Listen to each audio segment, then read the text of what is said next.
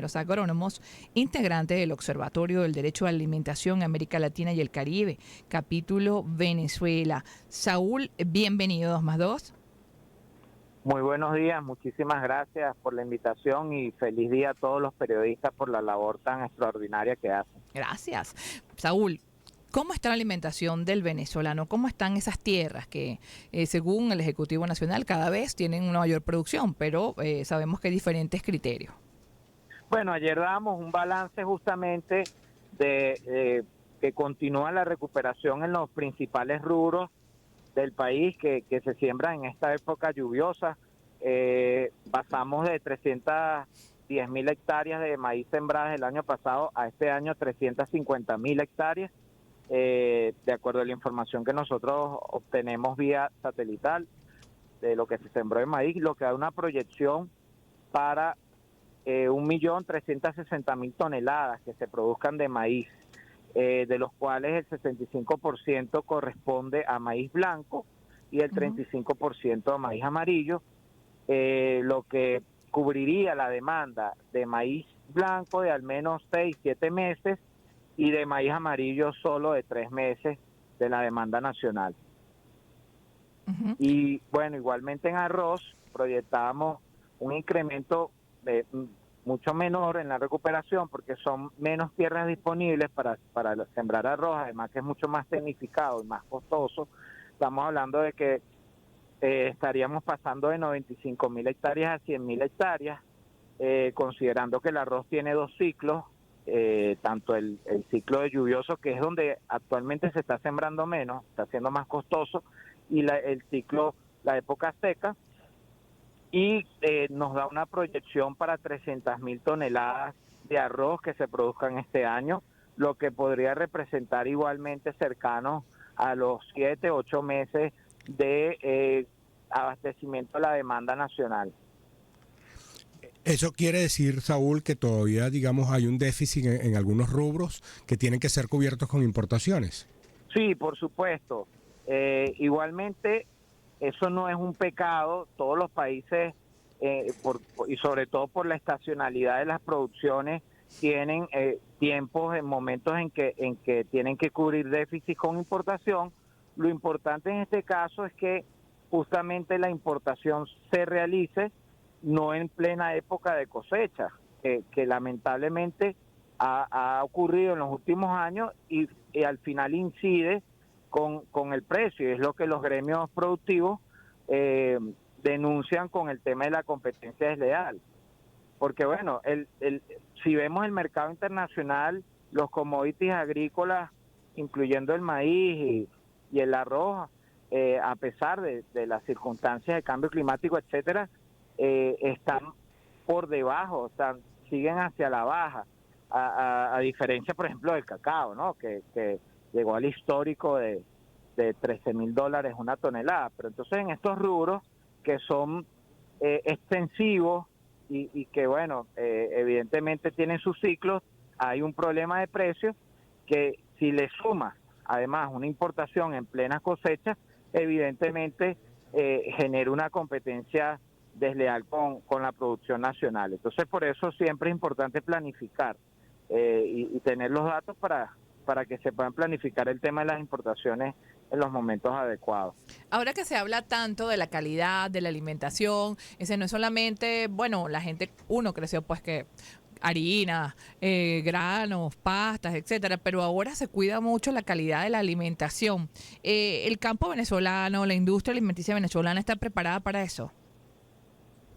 Bueno, nosotros en el transitar de la seguridad alimentaria hemos podido recuperarnos y disminuir la población vulnerable en los últimos años también. Sin embargo, se ha incrementado la carga del sobrepeso y obesidad, que genera, por supuesto, problemas de salud, ¿no? Y eso siempre lo ha mencionado, por ejemplo, Fundación Bengoa.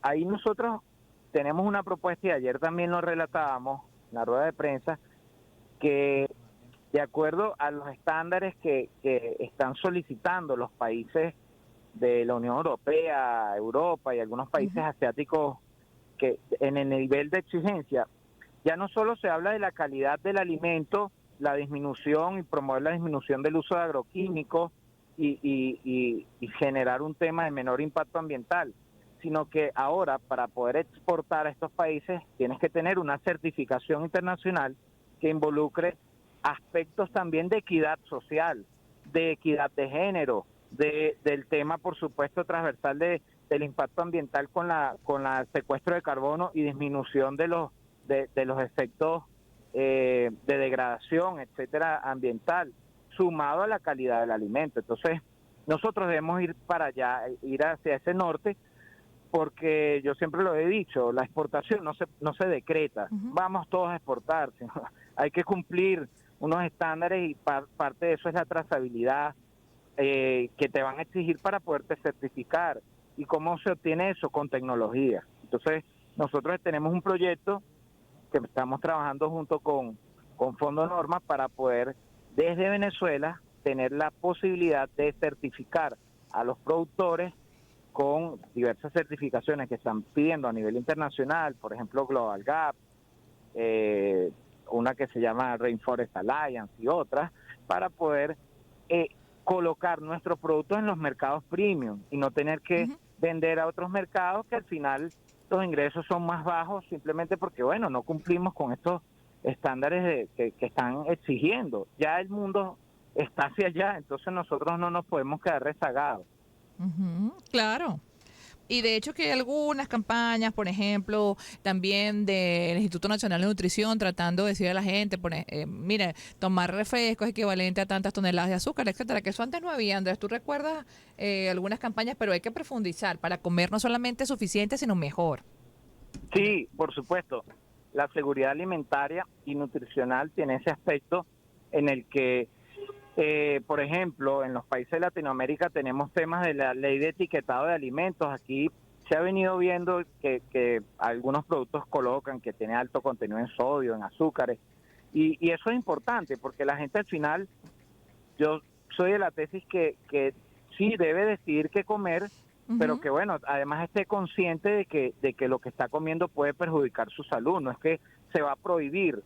El tema prohibitivo para la alimentación yo no estaría de acuerdo, pero sí que el contenido nutricional de los alimentos realmente correspondan a la realidad y que cada vez se vaya más a un tema de calidad de los alimentos, donde por supuesto la agroindustria tiene y juega un papel importante. No hay que satanizar al tema de la agroindustria tampoco, porque muchas de las cosas que producimos y sobre todo con los niveles de inocuidad lo tenemos gracias a la transformación de los alimentos. Y sí, hay alimentos que evidentemente consumirlos frescos tiene sus ventajas, generar también un mercado real y de certificación de productos orgánicos. Veía en un supermercado reciente huevos orgánicos. Justamente estaba pensando en eso. ¿Tú has comprado esos huevos orgánicos, Andrés? No, yo no pierdo mi dinero ahí porque yo sé que eso no es orgánico. No, eso orgánico. hay que certificarlo. Y para certificarlo y ser un huevo orgánico, el alimento que yo le doy al animal no puede ser, no puede contener, tiene que haberse producido sin agroquímicos, ese maíz, por ejemplo. Y yo sé que eso no está pasando. Entonces, pero busquemos los mecanismos y que la gente que quiera pagarlo lo pague, porque eso es un mercado que es muy importante, por ejemplo, en el Ecuador, en Perú, sí, que tienen altos niveles de certificaciones de productos orgánicos y la gente lo paga y bienvenido, porque la afectación a la salud, por supuesto, en este tipo de rubros hortícolas y frutícolas tiende a ser menor, pero eso hay que pagarlo, eso vale más, cuesta más producir orgánicos que producir convencional, sin lugar a duda, porque los niveles de productividad en los primeros años sobre todo son muy bajos. Ahora, Saúl, te quería preguntar, porque fíjate que ayer tuvimos un entrevistado por todo este tema de la ley de pensiones y estuvimos abordando el tema con un experto en materia tributaria, la incidencia sobre el sector agrícola de esta ley. Pero a ti te lo quiero preguntar es, en general, todo lo que es la estructura impositiva. Es decir, porque es verdad que hay algunos rubros que están exceptuados, en general se han dado unas exoneraciones, pero el tema tributario tiene un enorme peso dentro de la estructura de costos de un productor agrícola. Sí, claro. si bien es cierto, el agro está exonerado con el tema del IVA agrícola, no hay, o sea, es una exoneración, igual el impuesto sobre la renta está exonerado, sin embargo, hay que declarar, por cierto, para que así sea, para que entres en el proceso de exoneración. Igualmente, es muy complejo sumarle este tema porque hay muchas cosas que han hecho los productores para que puedan mantener el talento humano en las unidades de producción, la mano de obra, con muchas compensaciones, con la alimentación en general, lo asumen totalmente, la alimentación, el día a día de los trabajadores, como para sumarle también esta carga nueva que en un sector, sobre todo sector primario, que está descapitalizado, que no tiene financiamiento desde hace muchos años. Entonces, evidentemente, aspiramos que nos sumamos al llamado que hizo el presidente Fedeagro, Celso Fantinel, que evidentemente consideren al sector y prioricen que no afecte pues esta ley al sector agrícola en general, al sistema alimentario.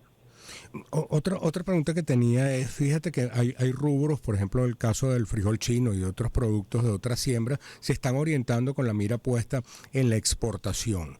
¿Ese beneficio quién se lo lleva? ¿Realmente el productor o hay unos intermediarios que son los que están siendo los grandes ganadores?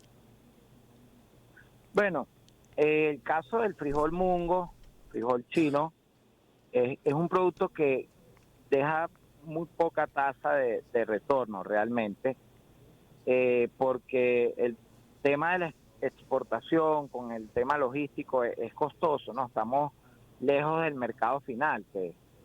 Y lo otro negativo que se pudiera trabajar en esto, y es justamente la propuesta de que nosotros podamos tener los mecanismos de certificaciones acá, es que no le podemos vender directamente a China, sino tenemos que venderle a Vietnam y de alguna forma eso hace que el precio sea menos competitivo. Pero en general la estructura no puedo decir que perjudica o que donde hay unos que más ganan o no, si pudiera ampliarse un poco más el tema de quienes puedan exportar este frijol, porque sé que no deben llegar a otras empresas que hoy exportan.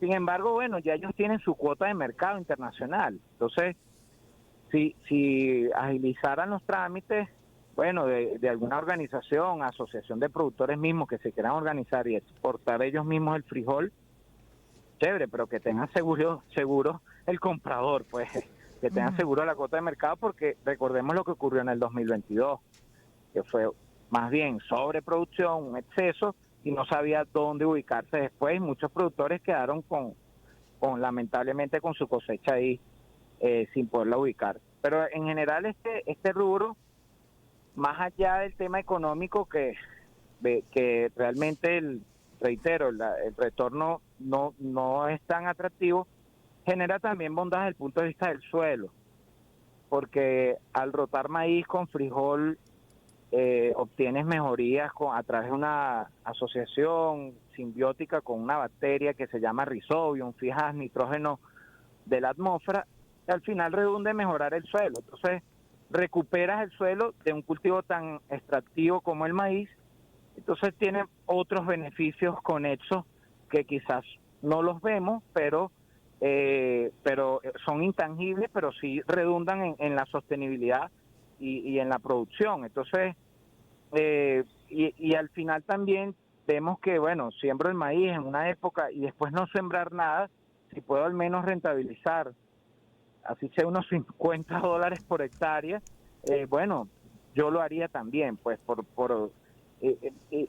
supuesto considerando el beneficio intangible de la mejoría del suelo.